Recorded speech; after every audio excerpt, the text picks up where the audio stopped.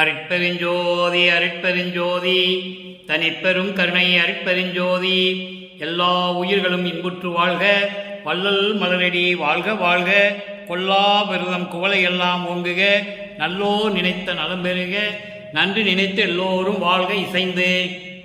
உலக மக்களே, அறிவார்ந்த அன்பர்களே, வல்லப்ப நமக்கு அருளிய திருவிற்பாவில் 3ஆம் திருமுறையில் பதிகம் 16 திரு அருள் பெருமிதம் என்ற பதிகத்தில் இருக்கின்ற பாடல்களை பார்த்து கொண்டிருக்கிறோம். திரு அருள் பெருமிதம் மொத்தம் 10 பாடல்களை கொண்டது. இதுவரையில் 2 பாடல்களுடைய விளக்கங்களை நாம் பார்த்திருக்கிறோம். ஒவ்வொரு பாடலிலும் வல்லப்பெருமானவர்கள் இந்த மண்ணுலக்கை வருவிக்க உற்று 9 ஆண்டுகள் கழித்துதான் தான் யார் என்ற நிலையை உணர்கிறார். அப்பொழுதுதான் அவருக்கு தெரிகிறது ஏன் இந்த மண்ணுலக்கு வருவிக்க உற்றோம் என்று தெரிகிறது. அதுவரையிலும் ஏற்கனவே இந்த பிரபஞ்சம் தோன்றிய காலத்திலிருந்தே சமயங்களும் மதங்களும் மார்க்கங்களும் சூழ்ந்திருந்த காலகட்டங்களில் அப்பொழுது தோன்றியவர்களெல்லாம் இறைவனை எப்படியெல்லாம் பெயர் வைத்து அழைத்து கொண்டிருந்தார்கள் என்பதையும், அவர்கள் கருத்துக்கேற்றபடி இறைவனை உருவகப்படுத்தி அதற்கு தேவையான இடங்களிலே ஆலயங்களை அமைத்து, ஆலயங்களிலே அமைத்த பிறகு அதற்கு தேவையான வழிபாட்டு முறைகளையும் அமைத்து மக்களை வழிபட வைத்து விட்டார்கள். அந்த காலகட்டங்களில் எப்படி சமயங்களும் மதங்களும் மார்க்கங்களும் எல்லாம் இருந்து கொண்டிருந்தன என்பதையும், அந்த நிலையில் இருந்து கொண்டு வல்லப்பெருமானவர்கள் எப்படி இறைவனை பாடினார்கள் என்பதையும், அதன் பிறகு இந்த சமயங்களும் மதங்களும் மார்க்கங்களும் இல்லாத தனித்தலைமை வாய்ந்த தனி சிறப்பு மிக்க எதையும் சாராத சமரச சுத்த சன்மார்க்கத்தை தன் தந்தையிடம் பெற்ற பிறகு இந்த மதங்களும் சமயங்களும் மார்க்கங்களும் தேவையில்லை என்பதையும், உருவ வழிபாடு தேவையில்லை என்பதையும், இந்த மதங்களிலும் மார்க்கங்களிலும் சமயங்களிலும் சொல்லப்பட்ட சங்கற்ப விகற்பங்கள் எதுவும் தேவையில்லை என்பதையும், உலகாச்சாரமான ஆசிரமம் வர்ணம் போன்றவற்றினுடைய சங்கற்ப விகற்பங்கள் எதுவும் தேவையில்லை என்பதையும் தெளிவாக மக்களுக்கு எடுத்துரைத்து நமக்கு அருளியிருக்கிறார்கள். அதை பார்த்து கொண்டிருக்கிறோம். 3ஆம் திருமுறையில் இருக்கிற பாடல்களுக்கு சமயங்களும் மதங்களும் மார்க்கங்களும் சாராத நிலையில்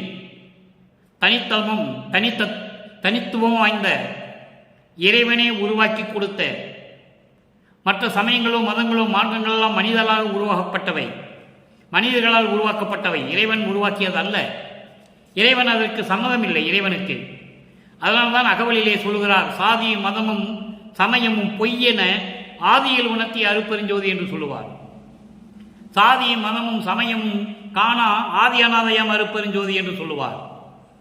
ஆக அந்த நிலையில் இருக்கும் பொழுது இறைவனே ஒரு மார்க்கத்தை உருவாக்கி, தனி மார்க்கத்தை உருவாக்கி, அந்த மார்க்கத்திலே எப்படி இறைவனை வழிபட வேண்டும் என்ற விதிமுறைகளை அமைத்து தன் மகனிடம் ஒப்படைக்கிறார்.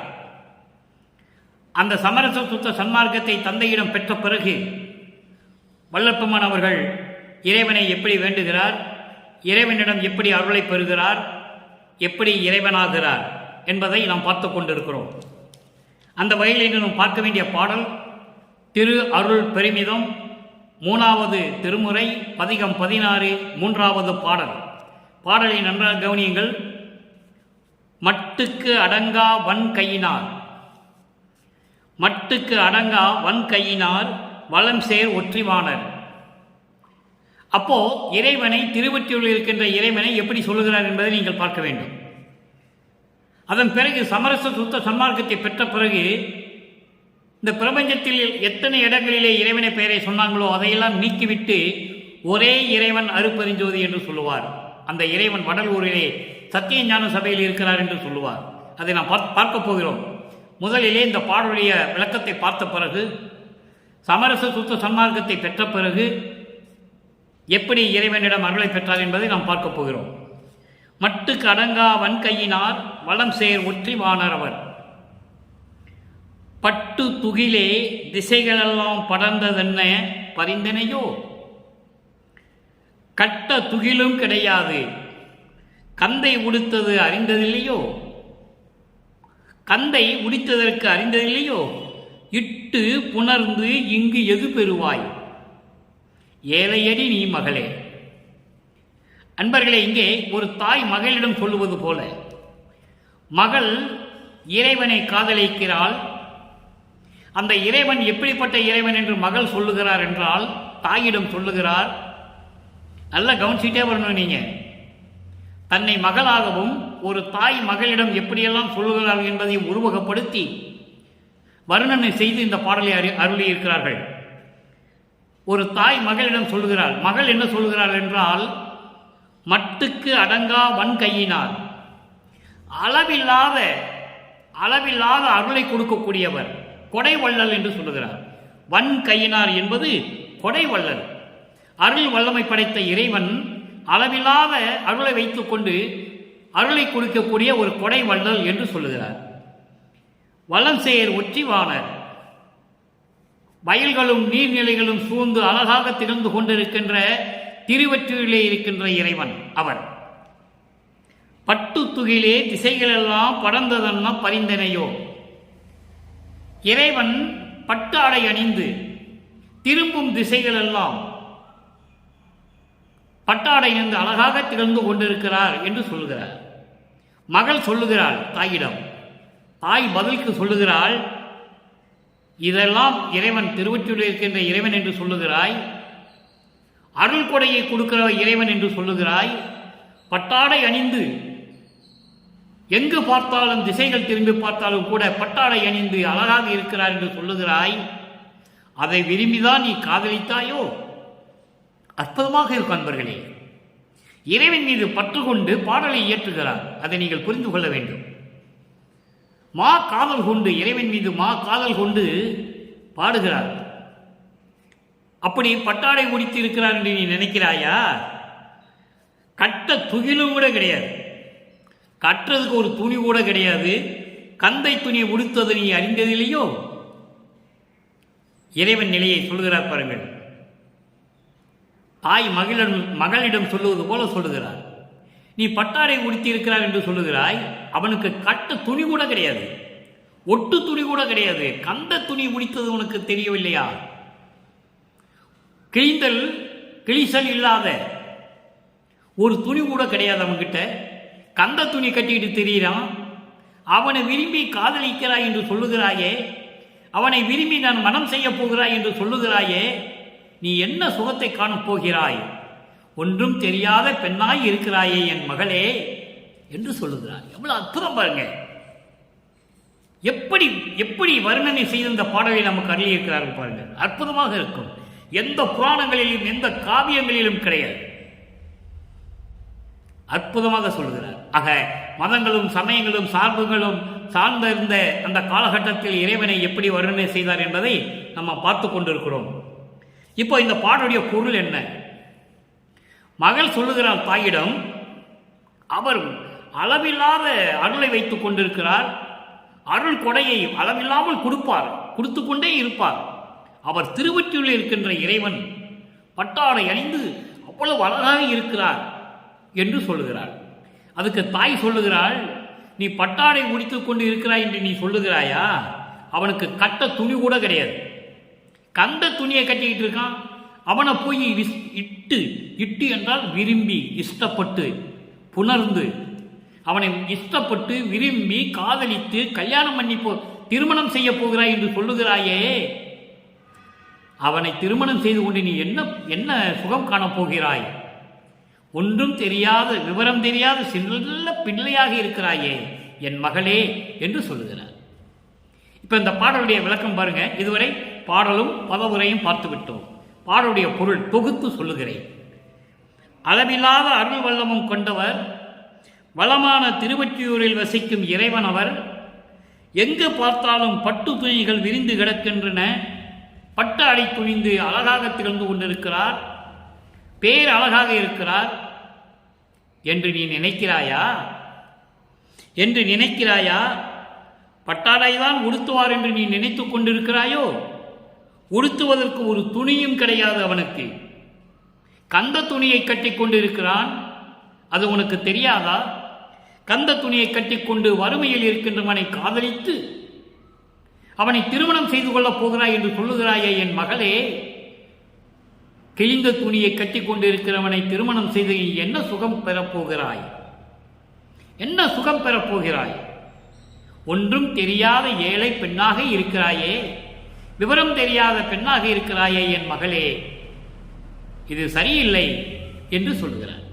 ஆக இறைவனுடைய நிலையையும், இறைவன் எப்படி அருள் வல்லமை படைத்தவர் என்பதையும், திருவொற்றியூரிலே வசித்துக் கொண்டிருக்கின்ற இறைவன் என்பதையும், பட்டாடை முடித்துக் கொண்டு பேரழகாக இருக்கின்றார் என்பதையும், இதையெல்லாம் தாயிடம் சொல்லுகிறாள். அப்படிப்பட்ட இறைவனை நான் காதலிக்கிறேன்.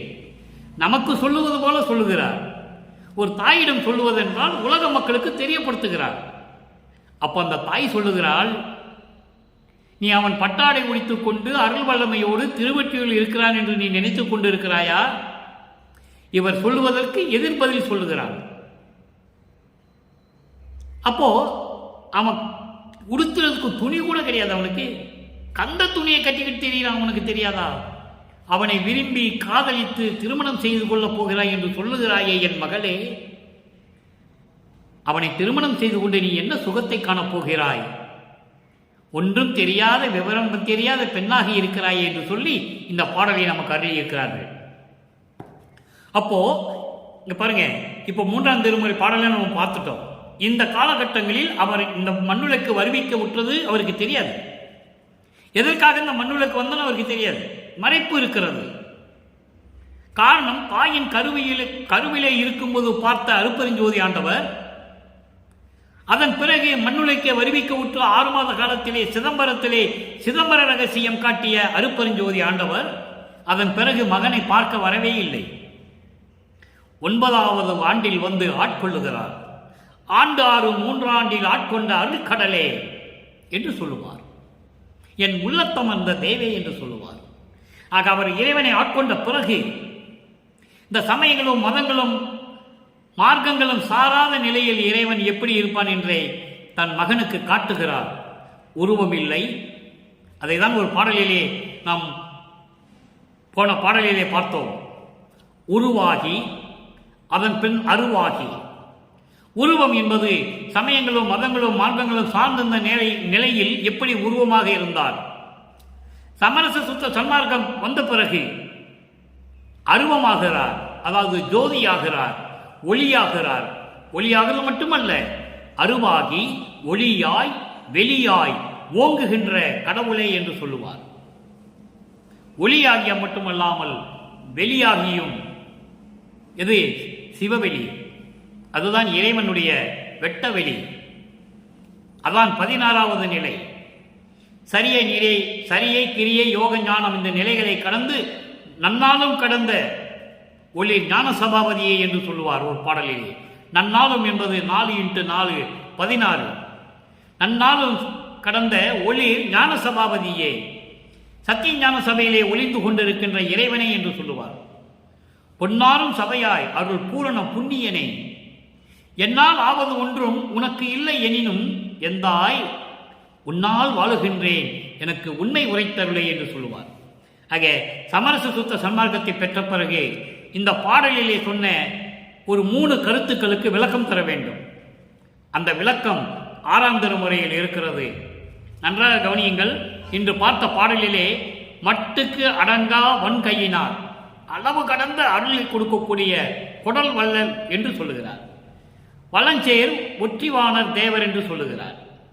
2வதாக கட்ட துகிலும் கிடையாது கந்தை துணி உடுத்தது அறிந்திலையோ என்று சொல்லுகிறார்.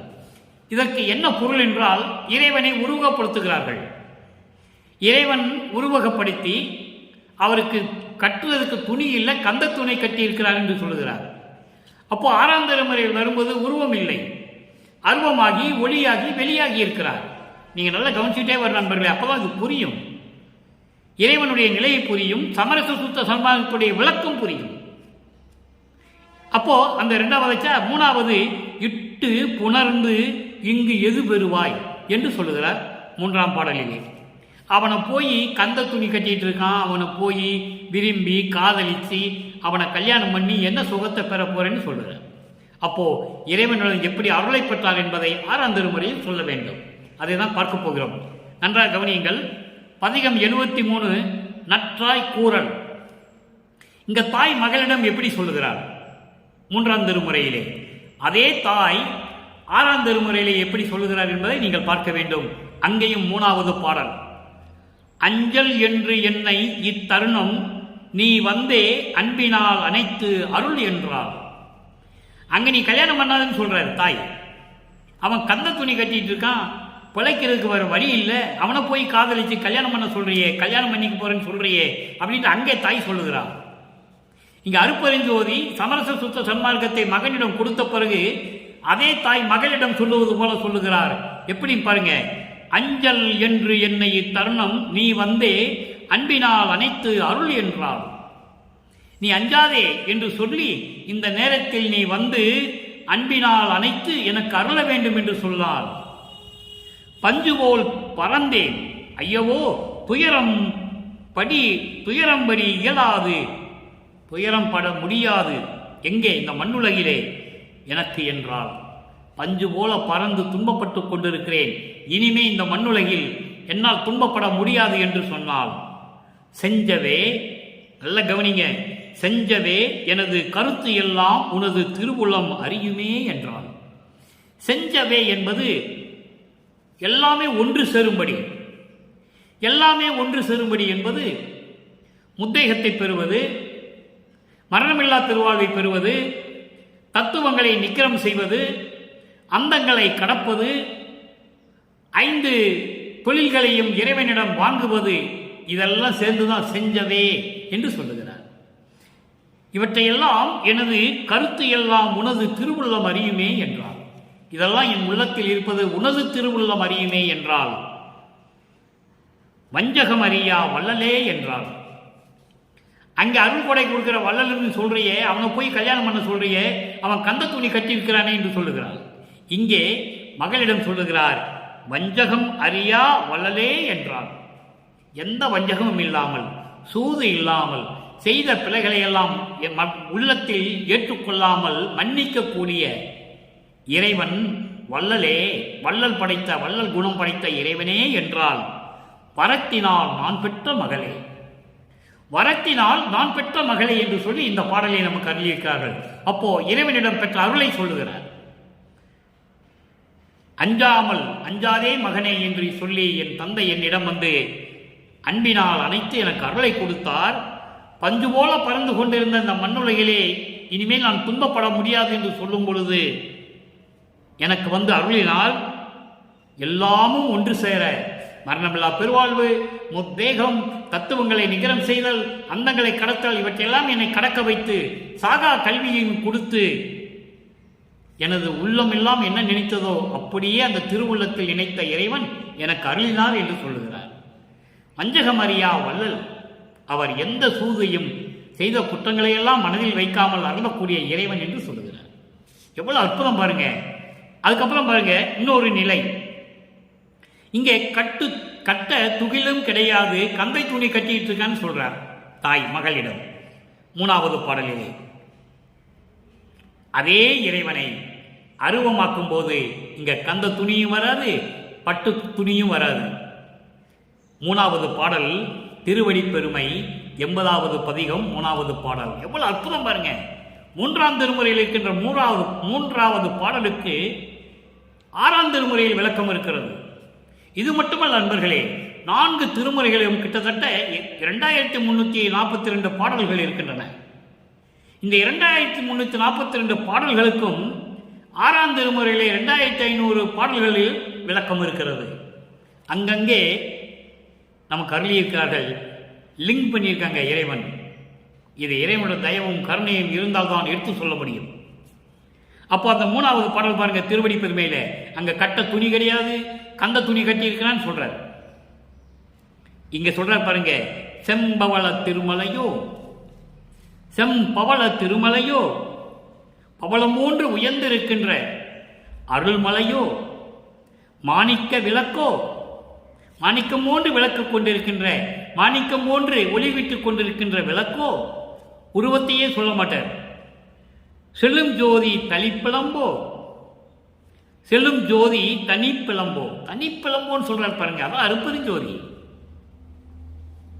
செவ்வண்ண திரளோ, சிவப்பு நிறத்தில் விளங்கிக் கொண்டிருக்கின்ற ஒளிக்கதிரோ, 50 திருவிளங்கும் அகலத்தான். இது ஒரே வரி, நல்லா கவனிக்கணும். 50 திருவிளங்கும் அகலத்தான். திருமாலை சொல்லுகிறார். திருமால் எப்படி வாமன அவதாரத்திலே உலகத்தை அளப்பதற்காக எப்படி காலை விட்டு அகலமாக வைத்து உலகை அளந்தானோ என்று சொல்லுகிறார். அவன்தான் அகலத்தான் என்று சொல்லுகிறார். மண்ணை அளந்தவன் என்று சொல்லுகிறார். திருமாலை சொல்லுகிறார், வேறு எதுவும் இல்லை. 50 திருவிளங்கும் அகலத்தான் திருமாலும் பிரம்மனும் அரண் முதல்வோர். அரண் என்பவன் ருத்திரன், முதல்வோர் ஐவரும். பிரம்மன், திருமால், ருத்திரன், மகேஸ்வரன், சதாசிவம், இந்த ஐவர்களும் அப்பால் நின்றோரும். அதற்கு மேலே இருக்கின்ற தேவர்களும், அவர்கள் மட்டுமல்ல, ஐவர்கள் மட்டுமல்ல, தேவர்கள், சப்தர்கள், சக்திகள், மண்டலாதிபதிகள், நாகாதிபன், விண்ணோர் வேந்தன், நாக கூட்டங்கள் நிறைய இருக்கின்றன. 18 கூட்ட தேவர்கள், 18 கூட்ட தலைவர்கள், நவநிலை தலைவர்கள் நிறைய இருக்கிறார்கள், கோடிக்கணக்கில் இருக்கிறார்கள். எல்லோரும் எம்பரம் என்று எம்பெருமான் புறமன்னம் எதுவோ என்பாரே. எப்படி சொல்ற பாருங்க, எம்பரம் என்று எம்பெருமான் புறவண்ணம் எதுவோ என்பாரே. இறைவனுடைய உருவகப்படுத்த முடியல அவங்களால. இறைவன் எப்படி இருக்கான்னு புறவண்ணத்தில் பார்க்க முடியல. எப்படி இருப்பாரோ, எதுவாக இருப்பாரோ, எப்படின்னு அவர் பார்க்க முடியல. சமயங்களும் மதங்களும் மார்க்கங்களும் சூழ்ந்திருந்த காலகட்டங்களில் உருவகப்படுத்தினார்கள் இறைவனை. தலையிலே கங்கையை வைத்துக் கொண்டார் என்றும், கழுத்திலே பாம்பு வைத்துக் கொண்டிருந்தார் என்றும், கையிலே உடுக்க வைத்துக் கொண்டிருந்தார் என்றும், பிறைசந்தரனை கூடியிருந்தார் என்றும் சொன்னார்கள். அதே இறைவனை சமரச சுத்த சன்மார்க்கம் வந்த பிறகு, இப்ப நம்ம சமரச சுத்த சன்மார்க்க காலத்தில் இருக்கிறோம், ஒளியுகத்தில் இருக்கிறோம். 4 யுகம் முடிஞ்சிருச்சு. கிரேத யுகம், துவாரயுகம், கலியுகம் எல்லாம் முடிஞ்சிச்சு. வல்லப்பன் தெளிவா சொல்லிட்டார். அப்போ இந்த யுகத்திலே இறைவன் எப்படி இருப்பான்னு உங்களுக்கு தெரியாது. அதான் சொல்றார், புறவண்ணம் எதுவோ என்பாரே. புலம்பிக் கொண்டிருக்கிறார்கள், இறைவன் எந்த வடிவத்தில் தான் இருப்பான். சமரச சுத்த சன்மார்க்க காலத்தில் இறைவன் எப்படி இருப்பான் என்று அவர்கள் புலம்பிக் கொண்டிருக்கிறார்கள். அதை தான் இங்கு சொல்லுகிறார், புறவண்ணம் எதுவோ என்பாரேல் அகவண்ணம் யார் உரைக்க வல்லார். அவருடைய உண்மையான அகவண்ணத்தை, அகவண்ணம் அப்படி அவருடைய அந்த அகவண்ணத்தை யாரால் சொல்ல முடியும்? அந்த இயல்பான தன்மையை யாரால் சொல்ல முடியும்? யாராலையும் சொல்ல முடியாது. தம்பரம் என்று என்னை அன்று மனம் புரிந்தார். இங்க என்ன சொல்றாரு தாய்? என்ன சொல்றா? இன்னைக்கு பார்த்த நம்ம 3வது பாடலிலே, 3ஆம் திருமுறையிலே, அவனை போய் கல்யாணம் பண்ணணும்னு நினைக்கிறையே, கந்த துணி கட்டிட்டு இருக்கான், அவனை நீ கல்யாணம் பண்ணி என்ன சுகத்தை நீ பார்க்க போற அப்படின்னு சொல்லும் பொழுது இங்க என்ன சொல்றார் பாருங்க, தம்பரம் என்று என்னை அன்று மனம் புரிந்தார். தன்னை தலைவியாகவும் உள்ளத்தை தோழியாகவும் கற்பனை செய்து சொல்லுகிறார். தம்பரம் என்பது அவள் என்னவள், என்னவன், எனக்கு சொந்தமானவன், எனக்கு உரிமையானவன். எப்படி சொல்றார் பாருங்க தம்பரம் என்பதை. அவன் எனக்கு சொந்தமானவன், எனக்கு உறவானவன் என்று சொல்லி, எனக்கு உறவானவள், எனக்கு சொந்தமானவள் பெண்ணாக உருவப்படுத்திக் கொள்கிறார். என்னை அன்று மனம் புரிந்தார் என்று. நல்லா கவனிக்கணும். சும்மா அன்றுனா அன்னைக்குன்னு சொல்ல முடியாது. அன்று என்பது 9வது ஆண்டில் இந்த மண்ணுலைக்கு வருவிக்க உற்று 9வது ஆண்டில் என்னை மனம் புரிந்தார். மனம் புரிந்தார் என்பது என்னோடு இரண்டர கலந்து கொண்டார், என்னை ஆட்கொண்டார். இவள் என்னவள், எனக்கு சொந்தமானவள் என்று தன்னை பெண்ணாக உருவப்படுத்தி சொல்லுகிறார். உலக மக்களுக்கு தெரியப்படுத்துகிறார். இறைவன் இவன் என்னவன், எனது மகன், எனக்கு சொந்தமானவன் என்று சொல்லி என்னை ஆட்கொண்டார் என்பதை என்னவள் என்று அன்று மனம் புரிந்தார், என்னை திருமணம் செய்து கொண்டார் என்று சொல்லுகிறார். 3வது பாடலிலே தாய் சொல்லுகிறார் மகளிடம், எப்படி அவனை திருமணம் செய்து கொள்வாய் என்று காதலித்துக் கொண்டிருக்கிறாய், அவனுக்கு கட்ட துணி இல்லை, கந்த துணியை கட்டி கொண்டிருக்கிறான் என்று சொல்லுகிறார்.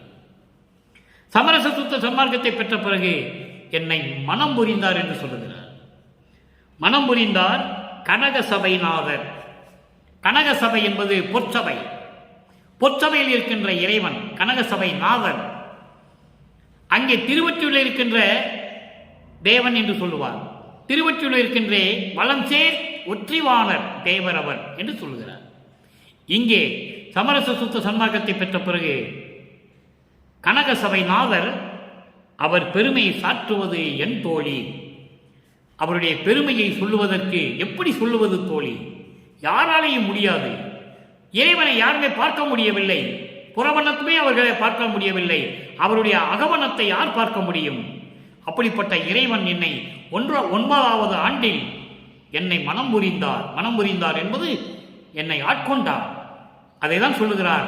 ஆண்டு 6 3 ஆண்டில் ஆட்கொண்ட அருள்கடலே என் உள்ளத்தமர்ந்த தேவே என்று சொல்லுவார். அப்போ இந்த நிலையில் இருக்கின்றவர் வள்ளற்பெருமான் என்பதை நீங்கள் புரிந்து கொள்ள வேண்டும். அடுத்து ஒரு நிலை, இப்போ அருளை என்ன செய்ய போகிறாய், என்ன அருளை பெறப் போகிறாய் என்று தாய் கேட்கிறார். 3ஆம் திருமுறையிலே இன்று நாம் பார்த்த பாடலிலே என்ன பெற்றுக்கொண்டார் என்பதையும் சொல்ல வேண்டும் நண்பர்களே. 89வது பதிகம் 89 திரு அருள் கொடை. அங்கே திரு அருள் பெருமிதம், இறைவனுடைய அருளை பற்றி சொல்லி பெருமிதமாக சொல்லுவது. இங்க திரு அருள் கொடை, அந்த திரு அருளை பெற்றுக்கொண்டதை சொல்லுவது. திரு அருளை பெற்றுக்கொண்டதை சொல்லுவது 3வது பாடல். நல்லா கவனிச்சுட்டே வாங்க. அயன் முதலோர் ஐவர் செய்யும் தொழில் எனக்கே அளித்திட்டாய். ஏற்கனவே படைத்தல், காத்தல், அழித்தல், மறைத்தல், அருளன், இந்த 5 தொழிலையும் செய்து கொண்டிருந்த பிரம்மன், திருமால், ருத்திரன், மகேஸ்வரன், சதாசிவம், அவங்ககிட்ட இருந்து அந்த 5 தொழிலையும் அவங்களுடைய காலம் முடிந்தவுடனே அவங்ககிட்ட இருந்து பறிச்சு, இனிமே இது உங்களுக்கு தேவையில்லை, சமரச சுத்த சன்மார்க்கம் தொடங்கிவிட்டது, இதை என் மகன் செய்வான் என்று சொன்னார் அருட்பெருஞ்சோதி ஆண்டவர். அதைதான் இங்கே சொல்லுகிறார். அயன் முதலோர் ஐவர் செய்யும் தொழிலை எனக்கே அளித்திட்டாய். எனக்கு மட்டும்தான், வேற யாருக்கு பங்கே கிடையாது. இந்த எனக்கென்ற வார்த்தையை திருவொற்பாவிலே பல இடங்களிலே வள்ளற்பெருமான் நமக்கு அருளி இருக்கிறார்கள். எனக்கே என்றால் எனக்கு மட்டும். அடுத்த வரி பாருங்க. உயிர் ஒரு பேரரு ஜோதி திருவமுதம் உவந்தளித்தாய். ஒப்பற்ற நிலையில் இருக்கின்ற, யாரோடும் ஒப்பிட முடியாத, எவையோடும் ஒப்பிட முடியாத உயர்ந்த நிலையில் இருக்கின்ற அருட்பெருஞ்சோதி என்னும் திரு அமுதத்தை, அருள் அமுதத்தை உவந்து அளித்தாய். மகிழ்வோடு எனக்கு கொடுத்தாய். மயர் வருணின் அடிவர் மயர் அரு நின் அடியவர்தம் சபை நடுவே வைத்தருளி செயமுறவே வளர்க்கின்றாய், சிற்றவையில் நடிக்கின்றாய். பாடல். அப்படிப்பட்ட அருள் ஜோதியினுடைய திரு அருள் அமுதத்தை எனக்கு கொடுத்தாய். மயக்கங்களையும் மாயைகளையும் நீக்கிய, அதான் மயர் அரு என்று சொல்லுகிறார். மயக்கங்களையும் மாயைகளையும் பந்தங்களையும் பாசங்களையும் பற்றுகளையும் உலக விடயங்களாகிய பொன்னாசை, பெண்ணாசை, மண்ணாசை போன்ற ஆசைகளையும் நீக்கிய நின் அடியார். நின் அடியார் என்பது சாதுக்கள், சமரச சுத்த சன்மார்க்கத்தை சேர்ந்த சாதுக்கள். அவர்களுடைய சபையை நடுவிலே என்னை வைத்து அருளி செய்யமுறவே என்பது செய்ய வேண்டிய செயல்களை எல்லாம் செம்மையாக செய்யும்படி கட்டளையிட்டு என்னை வளர்க்கின்றாய், சிற்றவையில் நடிக்கின்றாய். அற்புதமாக சொல்லிவிட்டார். அடுத்து ஒரே ஒரு விளக்கம், ஒரே ஒரு நிலை. 95வது பதிகம் பேரருள் வாய்மையை வியத்தல். 3வது பாடல். பேரருள் பெற்றுக்கொண்டதை, அதனுடைய உண்மையான நிலையை வியந்து சொல்லுவது. அங்கே திருவருள் பெருமிதத்திலே எப்படி சொல்லுகிறாரோ அதுக்கு ஒத்த பொருள் இங்கே இருக்கும். 3வது பாடல். திரை கண்ட மாயை கடல் கடந்தேன், திரை கண்ட மாயை கடல் கடந்தேன், அருட்சீர் விளங்கும் கரை கண்டு அடைந்தேன், அக்கரை மேல் சர்க்கரை கலந்த உரை கண்ட தெல்லமுது உண்டேன், அருள் ஒளி ஓங்குகின்ற வரை கண்டு அதன் மிசை உற்றேன், உலகம் மதித்திடவே. நல்லா கவனிக்கணும், உலகம் மதித்திடவே. அதாவது மாயை கடல் என்னும் பெரிய கடலை நான் கடந்தேன். கடலிலே எப்படி அலைகள் திரண்டு கொண்டு இருக்கின்றதோ அதுபோன்று மாயைக்கடலிலே இருந்து கொண்டு அலைந்து கொண்டிருந்த நான் மாயைக்கடலை கடந்தேன். அருள் சீர் விளங்கும் கரை கண்டு அடைந்தேன். அருளுடைய அந்த நிலையை கண்டு கரையை கண்டு கடந்தேன், முடிவான எல்லைக்கு நான் சென்று விட்டேன்.